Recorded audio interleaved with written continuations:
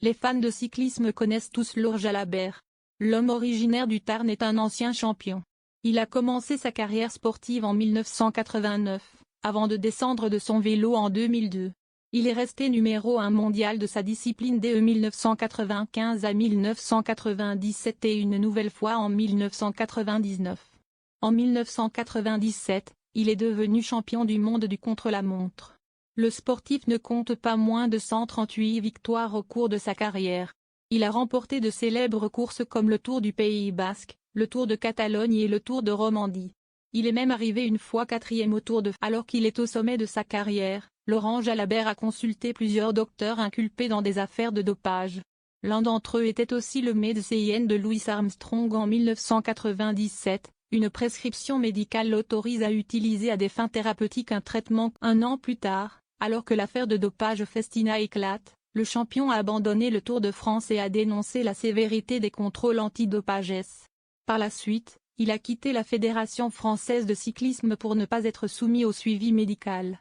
Par conséquent, il a été interdit de participation au championnat de France 1999. En 2013, Laurent Jalabert a été accusé de dopage. Le lendemain, le cycliste a réfuté ces accusations. Outré, il a décidé de quitter son poste de consultant pour RTL et France Télévisions. Il est ensuite retourné à l'antenne un an plus tard. En 2002, Laurent Jalabert a donc arrêté les courses de cyclisme. L'ancien champion n'a cependant pas arrêté le sport. En effet, depuis plusieurs années maintenant, le commentateur sportif se passionne pour le triathlon. Il peut ainsi lier sa première passion à 10 autres disciplines. Sur ses réseaux sociaux, Laurent Jalabert aime partager des photos de ses exploits. En 2023, il est même devenu champion du monde d'Ironman dans sa catégorie. À plus de 50 ans, Laurent Jalabert ne compte pas arrêter ses activités sportives. Tout comme Vicente Lizarazu, il se considère comme un accro au sport. Le cycliste ne peut en effet pas rester assis bien longtemps sur une chaise. Il est atteint de bigorexie. Il s'agit d'une addiction au Laurent Jalabert, qui a récemment retrouvé sa compagne de 22 ans, sa cadette, dans leur jolie maison, se confiait au sujet de cette addiction lors d'une interview pour le journal Ouest France.